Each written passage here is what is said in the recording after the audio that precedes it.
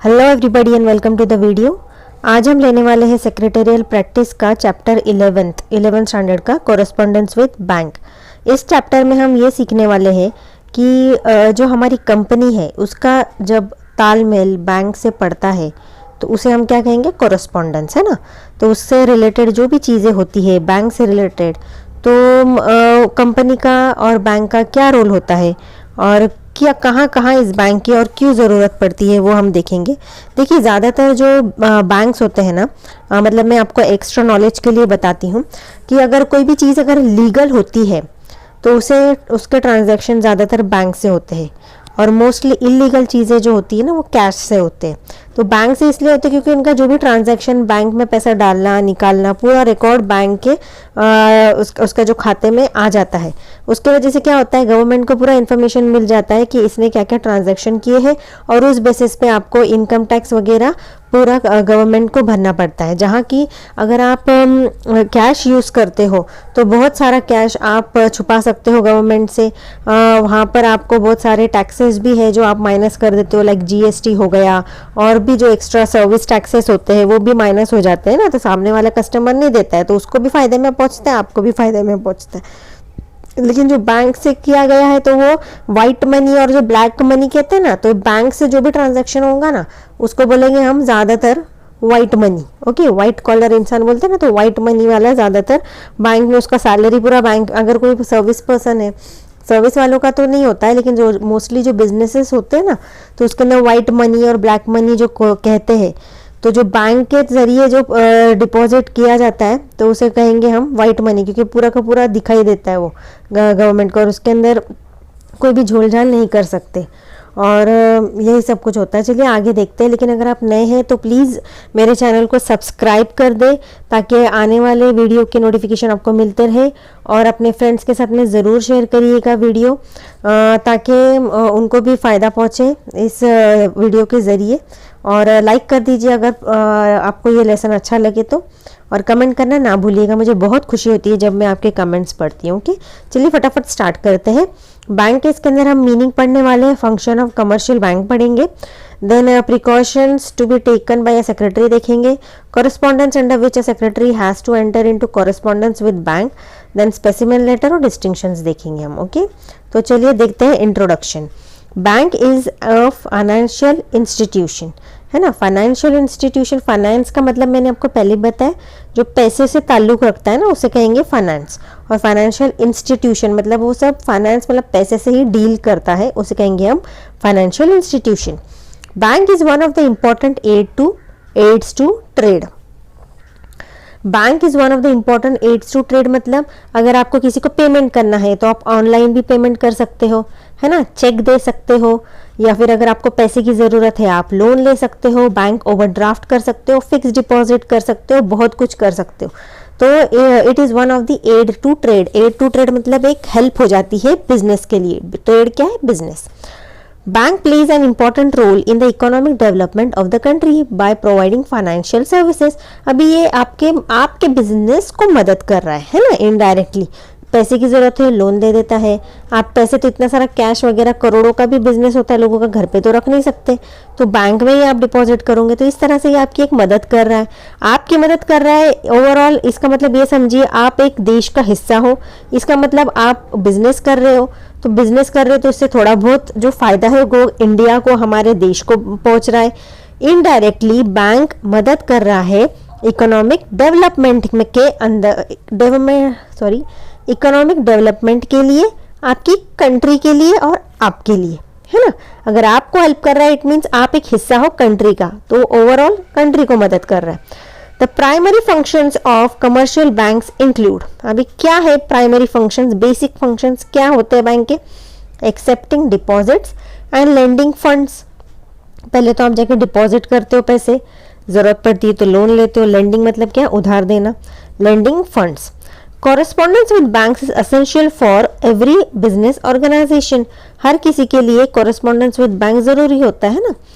Correspondence means कहीं ना कहीं आपका ताल्लुक पड़ ही जाता है ना उससे, तो उसे कहेंगे हम correspondence. Meaning and definition. Meaning of bank क्या है?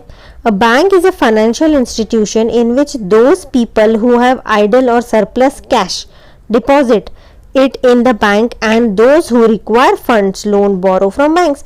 अभी जिनके पास बहुत सारा पैसा है वो उठा के बैंक में डाल देते हैं, फिर वही बैंक क्या करता है, पैसा वो घुमाता है और जिनको ज़रूरत होती है लोन की वो उन्हें देता है, उसके बदले वो लोग वो एक्स्ट्रा इंटरेस्ट चार्ज करता है, फिर उससे उसका भी थोड़ा बहुत फ़ायदा हो जाता है। उसमें से थोड़ा बहुत इंटरेस्ट अगर आपने डिपॉजिट किया हुआ है पैसा तो आपको उसके ऊपर इंटरेस्ट भी मिल जाता है। इस जरिए ये पूरा साइकिल चलता रहता है। Banks promote saving habit among the people and channelize these savings into profitable investment। अभी जो इंटरेस्ट मिलता है इसके वजह से, अभी आप देखो, आप बोलोगे कि मैं क्यों डालूं बैंक में, है ना, मैं तो कैश निकाल के घर में भी रख सकता हूँ।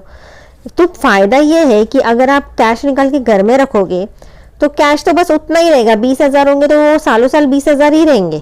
लेकिन वही कैश अगर आपके बैंक में पड़ा होगा तो उसके बदले क्या होगा, आपको इंटरेस्ट मिलेगा हर 6-6 महीने पे, 3-3 महीने पे, जैसे भी उनका बैंक का शेड्यूल होगा उस हिसाब से। मतलब आपका पैसा बढ़ रहा है ना किसी न किसी जरिए। तो इसकी वजह से क्या होता है, लोगों के अंदर जो सेविंग की जो हैबिट है, पैसा बचाने की जो आदत है और बैंक में डालने की आदत है, वो बढ़ जाती है। डेफिनेशन देख लेते हैं। Keynes Cross, a bank is an institution which deal in money and credit। Section 51B of the Banking Resolution Act 1949 क्या है, banking means accepting for the purpose of lending or investment of deposits of money from the people repayable on demand or otherwise and withdraw by check, draft, order or otherwise। पहले तो वो accept करता है इनमें आपका deposit, आपका पैसा, और उसके बदले क्या करता है, लोगों को वो लोन की तरह देता है। या फिर अगर आपको ज़रूरत पड़ती है जब भी आपके पैसे की तो आप निकलवा सकते हो। किस तरीके से, चेक दे सकते हो, ड्राफ्ट के जरिए निकाल सकते हो, ऑर्डर कर सकते हो, या ऑर्डर मीन्स वो जब आपका स्लिप वगैरह भर के आप निकालते हो वो, और भी तरीके होंगे, ऑनलाइन डेबिट कार्ड वगैरह बहुत सारी चीज़ें, उससे भी आप निकलवा सकते हो। Under section 5C of the Banking Resolution Act 1949 defines a banking company as any company which transacts the business of the banking in India। From the above definition, we can see that a bank is an institution which receives money as deposits and lends money in different forms. अभी मैं आपको एक थोड़ा extra information ये दे देती हूँ कि एक वक्त था, पुराने वक्त में अगर आप जाओगे ना, लाइक आपके करीब दादा नानी के टाइम या उनके भी पेरेंट्स के टाइम, अगर आपकी एज 11th की है तो मैं वो नहीं कहती हूँ, आपकी दादा नानी के भी मम्मी पापा को पकड़ लो, तो उस टाइम का एक वक्त ऐसा था जहाँ पर बैंक में जाना लोगों को एक बहुत बड़ी चीज़ लगती थी। मतलब वो डरते थे कि यहाँ पर पैसे डाले कि नहीं डाले, और बहुत सारे प्राइवेट बैंक्स थे उस वक्त। ओके, तो लोगों को है ना पहले तो जाना ही बैंक में अजीब सा फील होता रहेगा अंदर से कि बाबा इतने बड़े बैंक में जाना है और क्यों जाना है, इतनी झंझट क्यों करनी है। तो उस टाइम पे जो इंदिरा गांधी जी थी, ओके, कांग्रेस की जो थी वो, मैं हालांकि किसी भी पार्टी को सपोर्ट नहीं करती हूँ, बस आपको इन्फॉर्मेशन के तौर पे बोल रही हूँ। इंदिरा गांधी जी ने क्या किया, उस टाइम पे नेशनलाइज्ड बैंक्स निकाले।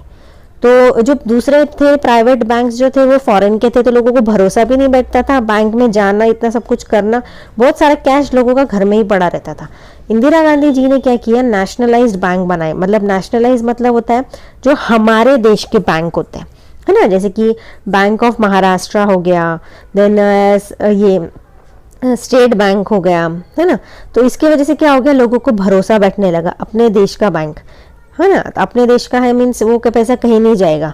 लोगों को भरोसा दिलाया कि आप जाइए बैंक में, और जितना हो सके सिंप्लीफाइड मेथड रखा।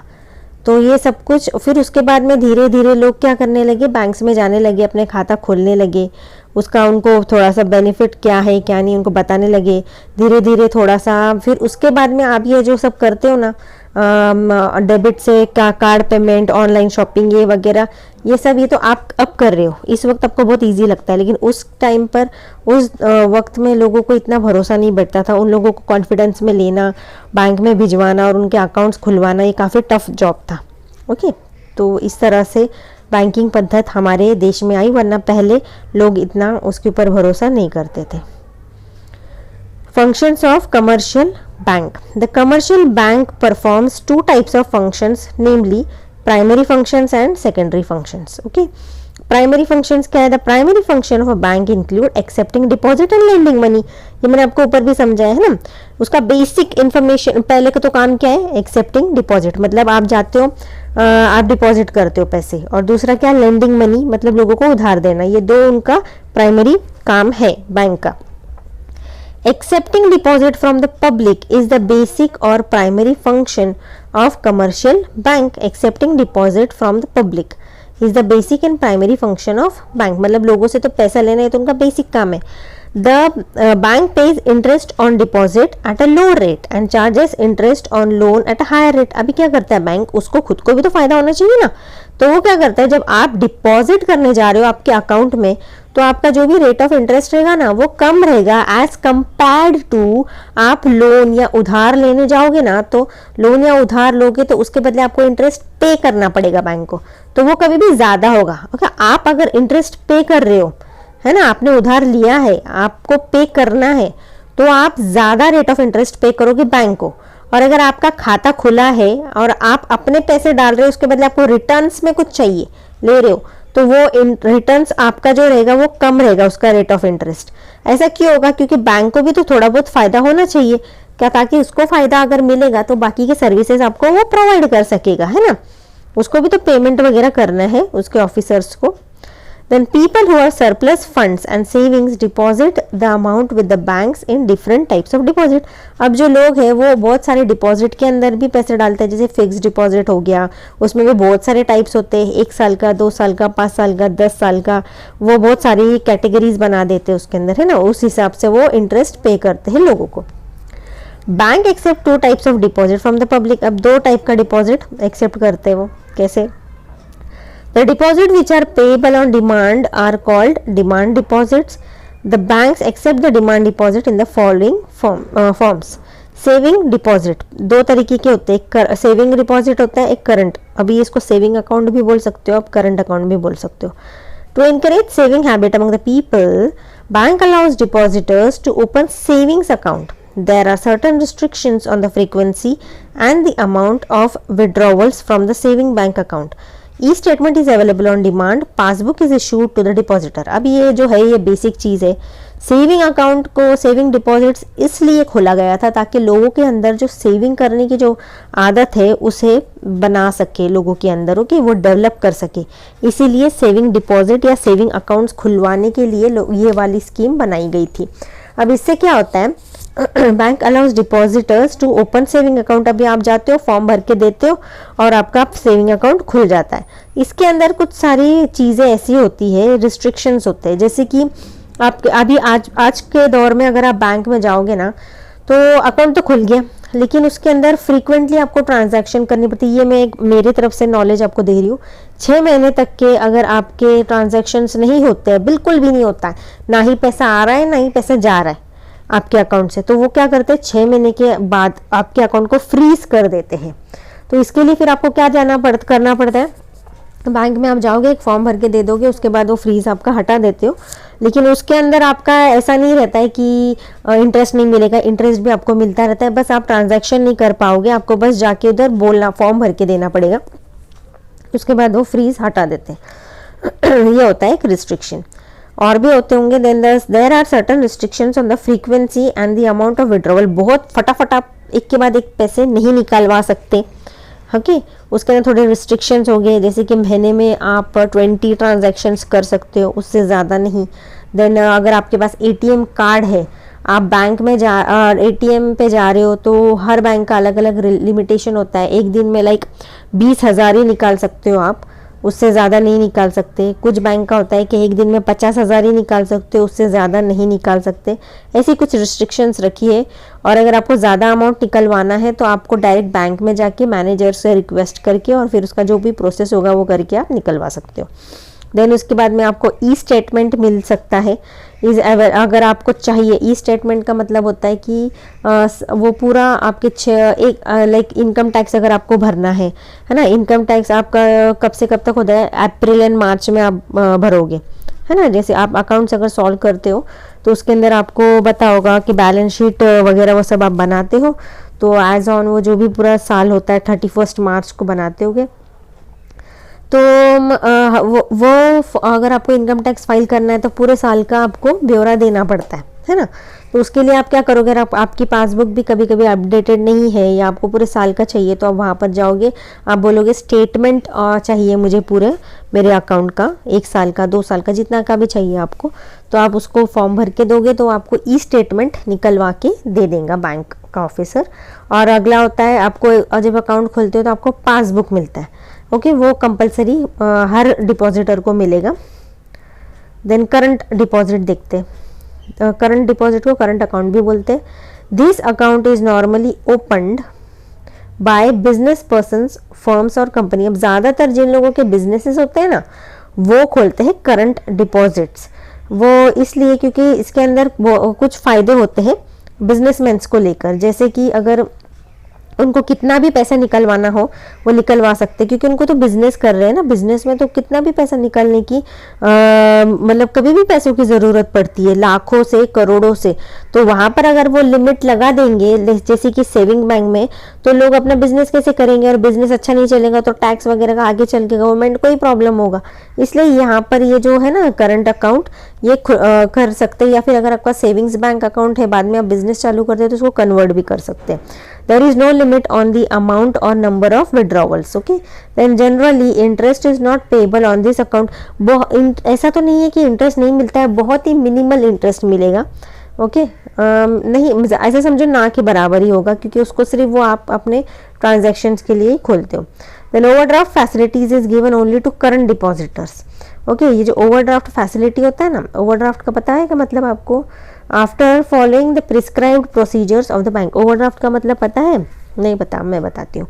ओवरड्राफ्ट का मतलब ये होता है कि अभी देखो बैंक है, मेरा बैंक अकाउंट है, अभी उसके अंदर सिर्फ 20,000 है, लेकिन मैं एग्जांपल दे रही हूँ, वैसे तो लाखों का भी चीज़ होता है ये, मैं छोटा नंबर का एग्जांपल दे रही हूँ। सपोज मेरे अकाउंट में एट प्रेजेंट ओनली 20,000 है, लेकिन मुझे बिजनेस के लिए पैसों की ज़रूरत पड़ रही है करीब 30,000 की, 30,000 की। अब मैं क्या करूँगी, तो मैं क्या करूँगी, बैंक को बोलूँगी मुझे एक बैंक ओवरड्राफ्ट बना के दे। हाँ, बैंक ओवरड्राफ्ट मतलब अब मतलब 10,000 ज़्यादा, ओके, 10,000 का एक्स्ट्रा, मतलब 20 तो मेरे अकाउंट में है, 10,000 का, तो इस ज़रिए मुझे क्या मिल गया 30,000। अब जो 10,000 मैंने एक्स्ट्रा निकलवाया ना, ये एक लोन टाइप हो गया बैंक की तरफ से। उसके लिए मुझे बैंक को थोड़ा बहुत वो इंटरेस्ट भी चार्ज करेगा, और मैं बोलूँगी कि बाद में कुछ वक्त के बाद मैं आपको पे कर दूंगी, या फिर जैसे मेरे बैंक अकाउंट में मैं आगे चल के कितना भी सपोज 30,000 या 40,000 50,000 जितना भी अगला ट्रांजैक्शन होता है जैसे डालती हूँ, उसमें से वो माइनस कर देंगे 10,000। ओके, जैसे कि अभी मेरे पास 20,000 मेरे अकाउंट में थे, 10,000 मुझे मिल गए। 10,000 मिल गए मतलब बैंक से ओवरड्राफ्ट करके मैंने ले लिए, फिर उसके बाद में मैं सपोज मेरे पास 10,000 आते मैं वापस से बैंक में डिपॉजिट कर दूंगी, वो माइनस कर लेंगे उनका जो इंटरेस्ट वगैरह भी जो भी रहेगा, वो उसमें से मेरे अकाउंट में जैसे पैसे आते रहेंगे, सिर्फ उतने अमाउंट के लिए 10,000 के लिए वो जितना भी ड्यूरेशन के लिए मैं लेती हूँ उसके लिए वो माइनस कर देंगे। ओके, ये होता है overdraft facility. Time deposit. The deposit which are not payable on demand are called as time deposit. The deposits are payable after a specific period. The bank accepts the time deposit on the following forms. The deposit which are not payable on demand are called time deposits.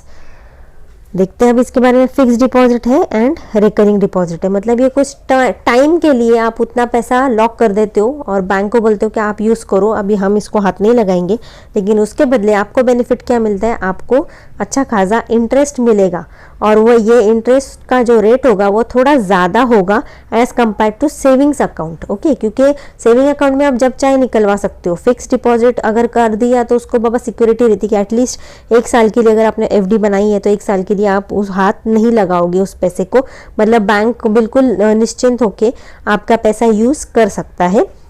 उसका ये मतलब होता है, और उसके लिए आपको benefit क्या देता है, आपको इंटरेस्ट थोड़ा ज़्यादा देगा। हाँ, ऐसे कोई हार्ड एंड फास्ट रूल नहीं है कि आपने FD बना दिया तो आप उसको तुड़वा नहीं सकते हो, आप तुड़वा सकते हो, फिर आपको सेविंग अकाउंट के हिसाब से वो इंटरेस्ट पे करेंगे। ओके, फिर FD के हिसाब से जो अभी आपका तय हुआ रहेगा इंटरेस्ट वैसा नहीं पे करते। इन्होंने क्या दिया है देख लेते हैं।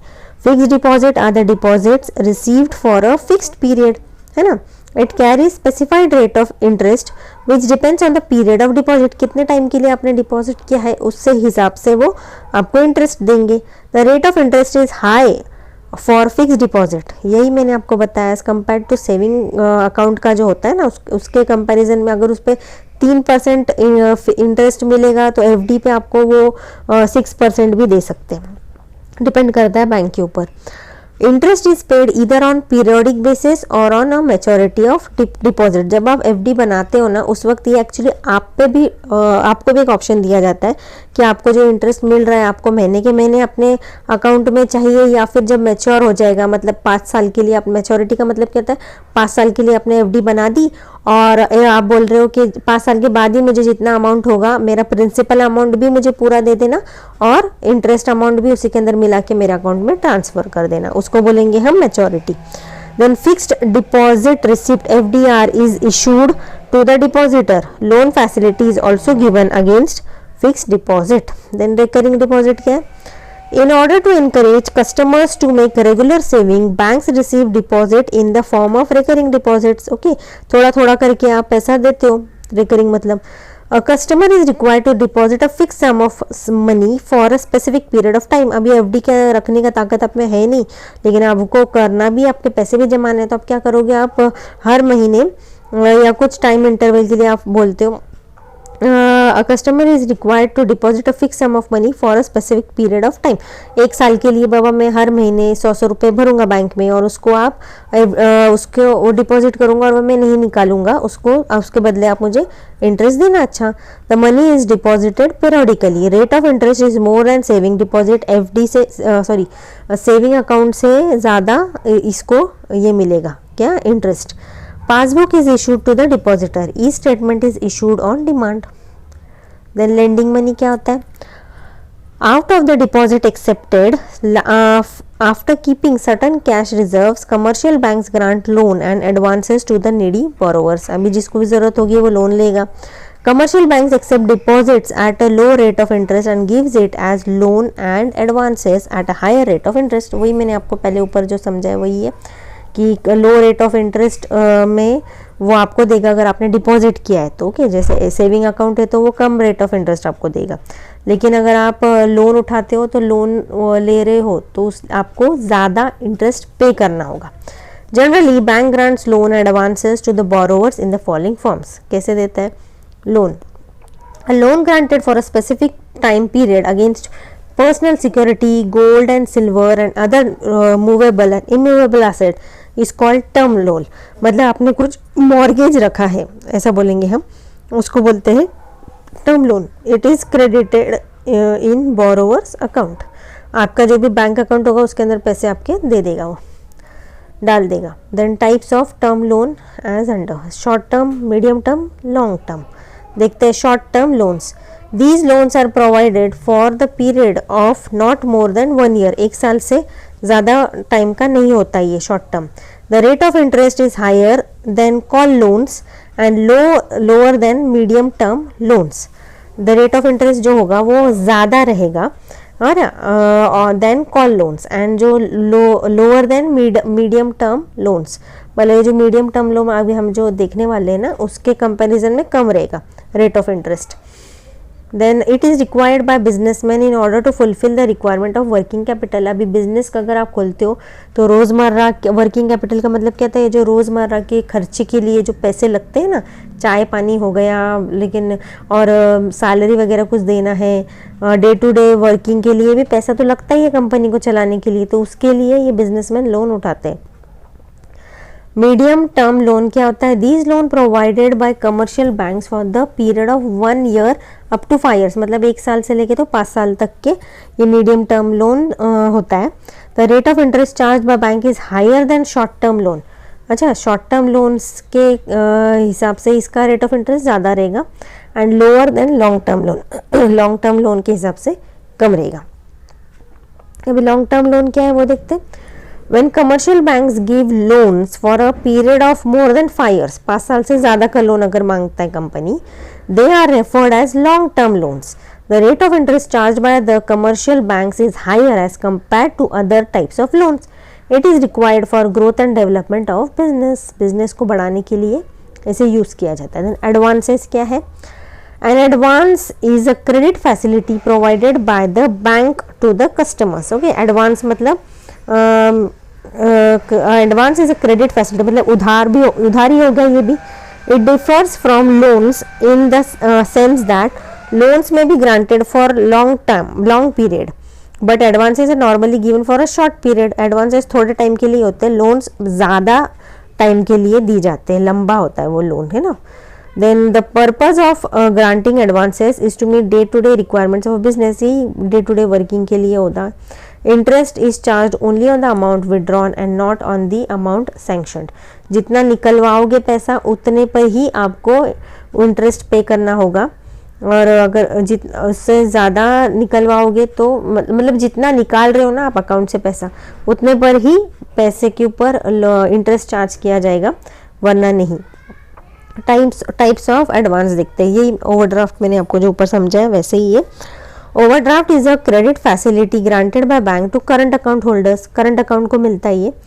Under overdraft facility, the bank allows its customer to overdraw an amount up to a particular limit, that is to withdraw more than the amount of credit balance in his current account। आपके अगर bank account में 20,000 है, मैंने आपको वही बोला, आपको 10,000 की ज़रूरत है तो आप निकलवा सकते हो, और 10,000 की ज़रूरत है मतलब 30,000 आप निकलवा सकते हो। एग्जाम्पल दे रही हूँ, ज़्यादा अमाउंट भी हो सकता है।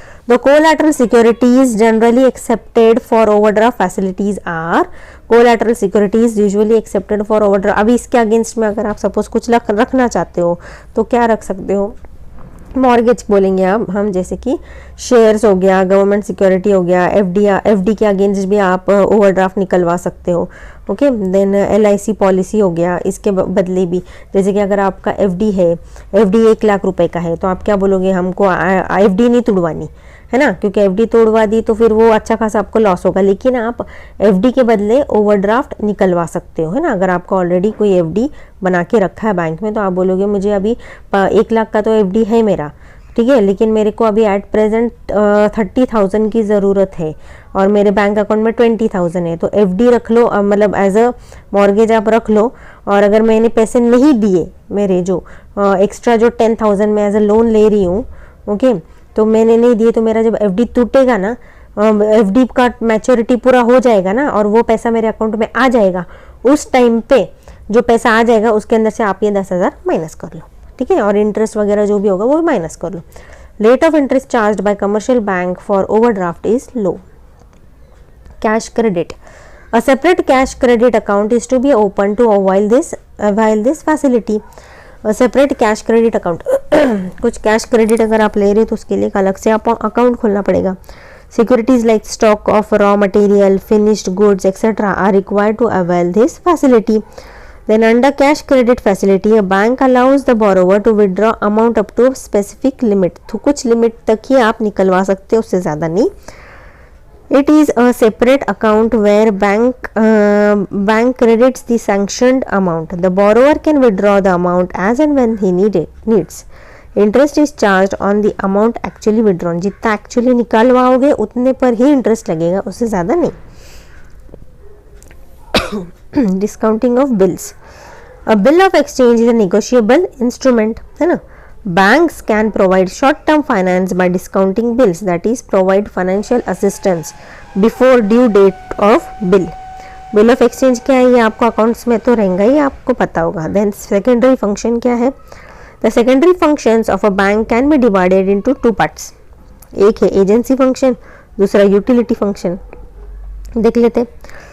The secondary function of a bank can be divided into 2 parts। Agency function, banks perform various functions on behalf of their customer or account holder such as collection of check and क्या क्या function है अभी वही है, मैं read कर देती हूँ। collection of check and bills, collection of dividend and interest, salary, payment of rent, insurance premium, electricity bill etc., purchase and sale of securities, bank role and depository participant, then remittance of money, fulfilling standing instruction of depositors, act as trustee, executor of bill and attorney, act as banker to the issue, lead manager etc. for companies। then utility functions क्या है? The commercial banks also provide following general utility service as safe deposit, vault, locker और क्या क्या देखो आपको locker चाहिए तो locker भी आपको बैंक में मिलता है, बैंक से मिलता है। वहाँ पर आपके आप ज्वेलरी वगैरह इंपॉर्टेंट डॉक्यूमेंट्स रख सकते हो। Then letter of credit, then dealing in foreign exchange, आपकी करेंसी वगैरह कुछ है तो भी एक्सचेंज करवा सकते हो। ATM, credit card, debit card facility होता है। Then financial position status report है। Buying and selling of securities, travellers cheque, RTG, NCH, ये सब कुछ होता है, NEFT. Precautions to be taken by the secretary while corresponding with banks. अभी देख लेते हैं सेक्रेटरी का क्या है अभी इसमें। The following precautions must be taken by the secretary by corresponding with banks. अभी यहाँ पर हम स्पेसिफिक बात करेंगे सेक्रेटरी का। Prompt reply, in any correspondence prompt reply is very important. The replies to the bank are to be sent without any delay. मतलब अगर कुछ इंक्वायरी वगैरह कुछ बैंक से आती है कंपनी से रिलेटेड तो ये सेक्रेटरी का ड्यूटी है कि तुरंत उनको रिप्लाई करे। कहीं ऐसा ना हो हमारा अकाउंट बंद हो जाए या हमारी कंपनी को कुछ भारी नुकसान झेलना पड़े। Then brevity, consciousness, so correspondence with the bank must be brief and to the point. पहले तो खुला एक्चुअल जो है टू द पॉइंट लिखना चाहिए, कहीं कंफ्यूजन ना हो बैंक के मैनेजर को भी कि आपने क्या लिखा है और क्या नहीं लिखा है। Okay, and later should not be lengthy, unnecessary detail should be avoided. बहुत लंबा चौड़ा लेटर भी नहीं लिखना है और टू द पॉइंट लिखना है और ज़रूरत नहीं है वो चीज़ें नहीं डालनी है। Then courtesy, the letter to the bank should be polite, secretary should not use any harsh or rude words while corresponding with the banker. बहुत ही रूड लैंग्वेज आपको यूज़ नहीं करनी है। Then clarity, clarity is required to avoid misunderstanding with the banker. Clarity मतलब ऐसा double meaning वाली words नहीं यूज़ करनी है और उसको अंदर क्लियर होना चाहिए, टू द पॉइंट होना चाहिए। Then the secretary must provide true, factual, update and clean information about his organization to the banker. इसकी वजह से क्या होगा, हमारा जो बैंक कंपनी का जो नाम है वो भी अच्छा होगा, है ना। टू द पॉइंट रहना चाहिए, क्लियर होना चाहिए, पोलाइट लैंग्वेज यूज़ करना चाहिए। Accuracy, the secretary should provide accurate information, है ना। The fact and figures in the bank correspondence must be accurate, सही होना चाहिए। ये बैंक के साथ में तो डील करना है तो बाबा सही होना चाहिए। पता चला आपने कुछ लाखों को करोड़ कर दिया और करोड़ों को लाख कर दिया ना, तो फिर आपकी तो कंपनी की पूरी बैंड ही बच जाएगी। इसलिए देख दिखा के और सही एंड एक्यूरेट इन्फॉर्मेशन डालना चाहिए। Secrecy, the secretary must keep secrecy while corresponding with the bank and not disclose any confidential matter of the company. कुछ भी confidential matter है तो वो भले बैंक का मैनेजर क्यों ना हो, वहाँ पर अगर हमारे कंपनी को लॉस पहुँचेगा ऐसा कोई भी सीक्रेट इन्फॉर्मेशन लीक नहीं करना चाहिए। Legal procedure, the secretary must keep in mind legality of contained in correspondence with the bank. Legal होना चाहिए सब काम, इलीगल नहीं होना चाहिए, इतना ध्यान में रखना है सेक्रेटरी को। While corresponding with the banker in different circumstances, secretary should disclose necessary documents along with the letter. अभी कोई लेटर के साथ में अगर कोई important डॉक्यूमेंट सबमिट करने हैं तो सेक्रेटरी का काम है कि वो उसे सबमिट करे। ओके, देन उसके बाद आगे हम देखते हैं circumstances under which secretary has to enter into correspondence with bank. अभी कहाँ पर ऐसी सिचुएशन आती है जहाँ पर उसे बैंक से डील करना पड़ता है, देखते हैं। The following are some of the circumstances under which the secretary enters into correspondence with the banks. Letter for opening a current account with the bank, then bank to stop payment of cheque. Okay, कोई payment हमने कर दी और उसे रुकवाना है तो। Then bank for granting overdraft, को हमें पैसे की ज़रूरत है, ओवरड्राफ्ट फैसिलिटी की ज़रूरत है, तब हम लिखेंगे लेटर। और एक इशू ऑफ क्रेडिट। ये देखिए स्पेसिमेन दिए हैं, मैं आपको बस थोड़ा सा चलते फिरते बता देती हूँ, बाकी आपके पास बुक होगा तो आप उसमें देख सकते हो। पहला तो ओपनिंग के लिए है, देखिए the decision of opening a current account is taken in the board meeting by passing a resolution, है ना। बैंक रेजोल्यूशन पास करना होगा, उसके बाद में हम डिसाइड करेंगे कि हमको करंट अकाउंट खोलना है।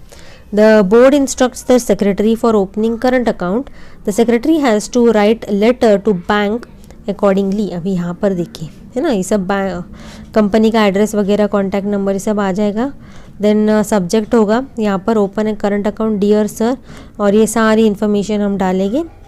Company memorandum of association, article of association का कंपनी का कॉपी देंगे, देन रजिस्ट्रेशन का कॉपी देंगे, ये सब कुछ इन्फॉर्मेशन, और उसका जो फीस वगैरह जो होगा, पैन कार्ड, टैन कार्ड, सब कुछ देंगे। ओके, ये इस तरह का होगा। देन ये क्या है, स्टॉप पेमेंट, कुछ पेमेंट स्टॉप करनी है तो क्या करेंगे, company issues cheques to various parties in settlement of their dues. These cheque are send by post or by hand delivery. There is a possibility of misplacement of cheque or loss or of cheque in transit. अभी कई बार ऐसी situation आ जाती है ना कि हमने कोई ये चेक दे दिया किसी को, ओके, क्रॉस चेक नहीं है, बेरियर चेक है, और वो खो गया, गुम हो गया, तो ऐसी सिचुएशन में गलत इंसान के हाथ में पड़ गया वो, तो लॉस हो सकता है ना, कोई भी निकलवा सकता है पैसा। तो इसीलिए अर्जेंट हमें उसका अगर स्टॉप पेमेंट करना है तो हम ये सब कर सकते हैं। देन यहाँ पर ये बताया गया, therefore it is necessary to inform the bank about the loss of check with the instruction to stop payment of such check. In these circumstances, the secretary must mention all details of check, such as check number, name of the party in whose favor the company is issued, date of check and amount of check etc. in the letter. Then ये सब letter हम लिखेंगे।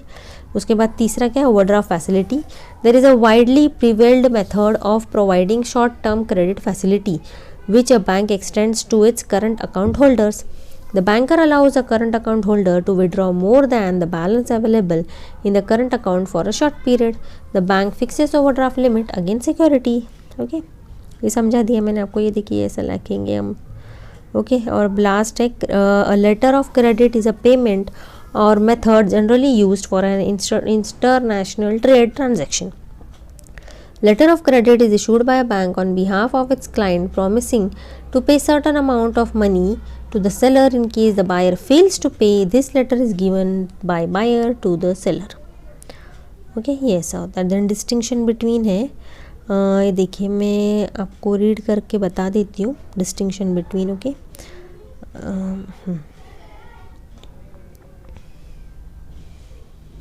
Current account and saving account में explanation हो गया है, सिर्फ read करके बताऊंगी मैं।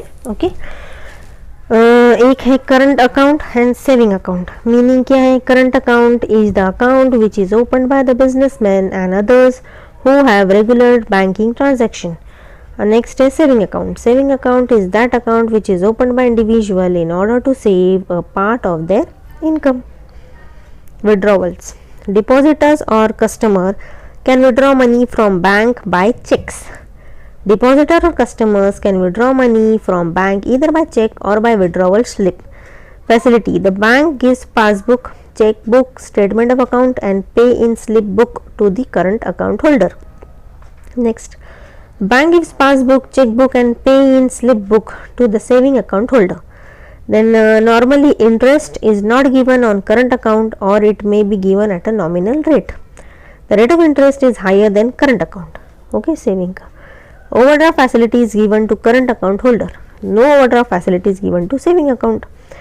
It is suitable for traders, businessmen, firms and institution. Current account. Then it is suitable for salary earned and fixed income group. Saving account. अभी यहाँ पर हम देखेंगे fixed deposit account and recurring account में क्या फ़र्क है। Fixed deposit account is the account where a fixed sum of money is deposited for a fixed period. Current deposit account is that account where depositors can regularly deposit fixed amount for a specific period. Then the customer or depositors cannot withdraw during the period of fixed deposit if withdrawn early, rate of interest will be less than applicable. Then depositors cannot withdraw during the period of recurring deposit. If withdrawn earlier, rate of interest will be less than applicable. Then the bank facilities a fixed deposit receipt to the depositor. The bank receives a passbook, gives a passbook and pay in slip book. Then interest rate is higher, longer than period, higher will be the rate of interest. The rate of interest is higher than the saving account but less than fixed deposit account. Then it is suitable for any person with surplus income. It is suitable for fixed income group. Then loan and overdraft क्या देखते हैं, it is arrangement under which a certain amount is advanced for a certain fixed period Overdraft, it is an arrangement under which the current account holder is allowed to withdraw in excess of the balance from current account.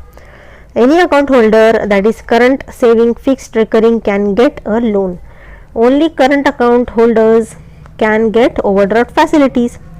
It is for long period, it is for short period. Then the purpose is to meet long term requirement. The purpose is to meet short term working capital requirement. Amount of loan with interest is to be repaid in installments or in lump sum on the due date. Then the amount of overdraft is adjusted against the balance of deposit in the current account. Then some valuable assets are to be given as security. Then overdraft is sanctioned against hypothecation of stock pledge of fixed deposit receipt. Summary read कर लेती हूँ मैं, explanation हो गया है, summary read कर रही हूँ, ठीक है, okay. A bank is one of the important financial institution in the business sector. It helps the company in various economic transactions. It is an institution where money is lent, borrowed, exchanged, issued, deposited and remitted.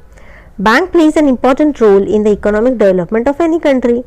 The secretary has to correspond with the bank. There are several occasions or circumstances where the secretary has to correspond with the bank, such as opening current account, stop payment of check, granting overdraft facility, requesting a bank to issue a letter of credit, etc. The secretary has to be polite, precise and accurate while writing letter to the bank. अब इसके बाद exercise है, तो मैंने इसके answers आपको already दे दिए हैं, पूरे एसपी के दे दिए हैं, इकोनॉमिक्स के दे दिए हैं, ओके, आईटी के दे दिए हैं. अब मेरे पास अकाउंट्स के अभी मुझे आपको मैं अपलोड कर दूंगी आंसर्स, ओके, तो आप चेक करना, मिल जाएगा आपको मेरे अकाउंट पे. और प्लीज़ अपने दोस्तों के साथ शेयर करिए, पूरा वीडियो देखा करिए, ओके. और अगर कैसा लगा वीडियो तो एक लाइक दे दीजिए और अपने फ्रेंड्स के साथ में ज़रूर शेयर करिए, ओके. तो चलिए, bye bye, have a good day. अब यहाँ पर हमारा पूरा लेसन 11th ख़त्म हो गया है. मेरे अगले वीडियो में मैं ले लूँगी आपका ये वाला 12th वाला चैप्टर, तो फिर हमारा एसपी पूरा कंप्लीट हो जाएगा. पूरे वीडियोस एक्सप्लेनेशन के डाल दिए हैं क्वेश्चन आंसर के साथ. उसके बाद हम अगले सब्जेक्ट पे जाएंगे. तब तक के लिए bye bye, have a good day, see you.